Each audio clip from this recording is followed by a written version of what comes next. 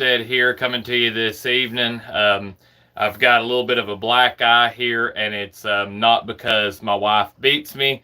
It's actually because I've been working with char this evening. It's not biochar yet because it hasn't been charged with any kind of nutrient, but I've been working with that and been working to get some stuff set up and also get prepared for tomorrow, because tomorrow we are doing one of our mushroom workshops. We've got another one coming up in a week, and just got a lot going on with that. And so I've been out there doing some of the char and everything, and I was going to upload just a video that I had in the hopper for tonight, but then decided last minute to go live. And I was really just thinking about a lot of the different uses for char and some of the things that I'm going to be using it for, and stuff I have planned in the future, and figured I'd come on and talk live, and that way I can just go ahead and have the video uploaded. And if there is anybody that drops in that's got any questions, we can certainly talk about that. But I want to start out just kind of talking about really the reasons why you may want to make your own char or biochar. I'm really interested always, anytime I find a new subject, I'm always interested in learning everything I can about that subject if I find it interesting. But the majority of the time, the reason that I find it interesting is because I can use whatever it is that I'm studying up on in a way to benefit my life. So what are some of the things that you can use char for? Well, number one, if you're a homesteader, and I think this is probably the absolute best use for biochar, is as a supplement in your animal feeds. Now, the reason that I think it's the best is because I think it's the best bang for your buck. Here's the reason why. Years ago, they used to put char in animal feed. And the reason that they stopped doing it was because it was an expensive product and they weren't getting enough money out of it. And people were buying less feed because the animals that were eating the feed were able to take up the nutrients more readily with the char mixed in. And it caused them to eat less feed. So they're eating less feed because they've got the char in there, and that's not very good for the feed companies. So you get that abolished. They don't put it in the feed anymore. So it's super helpful to be able to make feed last longer. It's also a medicine for your animals. It's used as a dewormer and just as an overall health benefit. Thanks, folks, that are joining in. If you're not subscribed to the channel, go ahead and do so. If you are interested in anything with homesteading. So if there's any questions about biochar in the comments there, just drop them in and I will get them answered. But it's a great medical a medicine for your animals. So you're mixing that in your feed, you're getting the deworming. Drawing book Indonesia. Are you still a beginner at YouTube? Yes, my channel's small. I've got less than 1,000 subscribers. But the biochar, not only is it going to help you save on animal feed, once that animal has eaten the biochar and it's passed through their digestive system, it's already packed with nutrients because it's coming out with their feces. So you're getting basically a ready soil amendment without having to do all the mixing. Because if you've got char and you just throw it on your garden or you throw it around trees, it's going to take up a lot of nutrient out of the soil. So what you want to do is you want to charge it. And by charging it, I mean you want to soak it in something, whether it's a water solution or you want to let it sit in compost. It's got to sit in some kind of nutrient solution to be able to get charged, so that way it's not taking that out of the soil. Once you've had it pass through the animal, it's already ready to go. You can mix it into compost, you can let it sit, you can use it as a fertilizer. That's the reason that I think the number one way to use it is to use it in your animal feed. Now, another way is to use it on your plants and on your garden, of course, as a soil amendment, which if you go ahead and feed it to your animals first, you're going to get it out there anyway from their feces, whether it is that they're wandering around out in the areas that you want to fertilize, or whether you take their poo and you put it out on your fields or around your trees or in your garden. It's a wonderful soil amendment. That's how the places in Amazon built their soils.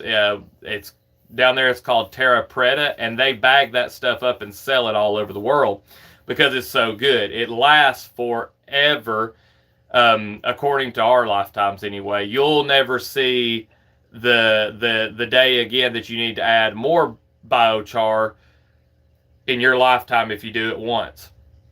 So it's a wonderful, wonderful soil amendment.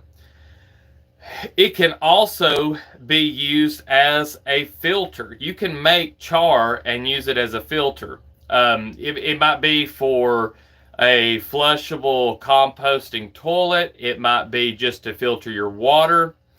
Hey, don't you cry watching TV. It's a wonderful filter. I think it's probably one of the lesser uses for biochar, and it's not the best bang for your buck, in my opinion. But there's a lot of stuff you can use it for. If you're making actual, like if you took willow wands and you're making char, you can use that for artist charcoal. It can be used for cooking. There's a whole lot of stuff you can use it for. The system that I've got down now that I'm using and that I'm going to be improving on, as far as a small homesteader or, even up to a small business, I think is going to be a really good way to do it without having a whole lot of inputs and without having to do a whole lot of work with the crushing, because there are ways to do the crushing, but sometimes it can be a little labor intensive. Not to say that the way that I'm doing it is not going to be labor intensive. It can be, right? So it just depends on how you set up. So what I'm doing right now is I'm screening it. And I'm going to make some videos about this in the future. But what I'm doing is once I quench my char, I've got it in a 55-gallon drum. I put water in there and it quenches it. I let it cool down a little bit. Then I take that water and I pour it out through a sieve and into a bucket. Now that water is black as soot because it has just a ton of char in it that is just little tiny dust particles. It's all floating in the water. Now you can take that and you can allow the water to evaporate and you have just a really nice fine dust, or you can use the water as it is, mix it in with, like, say, a manure slurry or something, and then you can water your garden with that. You can put it around your trees, just anything you want to fertilize and improve the soil, you can use it for that. So that's the first product that I get out of it. The second product that I get out of it is I sift through and I get all the big chunks out. So there's some of it that has to be reburned and is not going to be completed char. But the bigger pieces I could use for, fires or for cooking, or I might try to crush them, or I might use them for animal bedding. If you've got any larger pieces that are not really to where you can crush them, or you don't want to crush them, those make great animal bedding and will really reduce on the smell if you've got any kind of smell from, like, any kind of animal that's producing a lot of nitrogen, say a chicken, a duck, something like that, and you've got your bedding there. You want to make it to where it's not going to stink. So you can add more carbon in the form of sawdust or wood shavings, or you can add in some biochar and get more of a long-lasting effect from that, because it's pure carbon. It's even more than what you're getting with the wood shavings or whatever. Drawing Book Indonesia. Greetings from Indonesia. Well, greetings to you, Indonesia. And you get that product from it.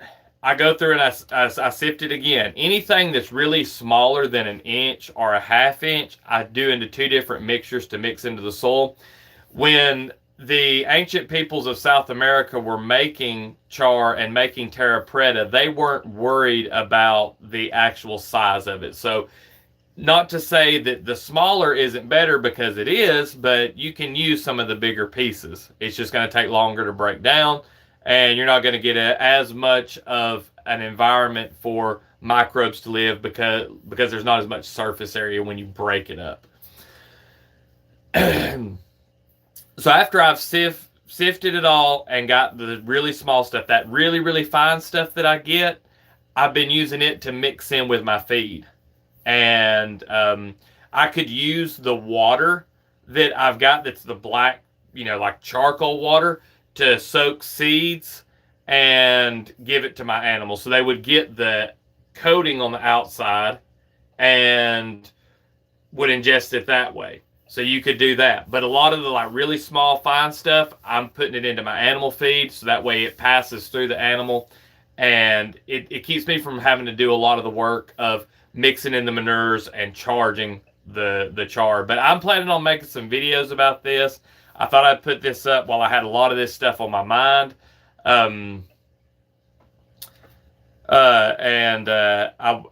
wanted to get that out there. And before I forgot some of the stuff that I was thinking about, one thing I'm going to end with here on the char is something that I've figured out after making it a bunch. You can make it with pretty much any size material, but the absolute best that I've found, really the smaller you can get, the better, but about 1 inch, or about the size of your pinky, any kind of sticks like that, absolutely wonderful for making char. The next time we do a burn, I'm going to try to make some video of actually doing the burn, and using the smaller size material. So anything you can source for your feedstock that's small is really the best. The smaller you can get it, the better. But anyway, gonna be making some more videos about that. Thought I'd jump on and do a live.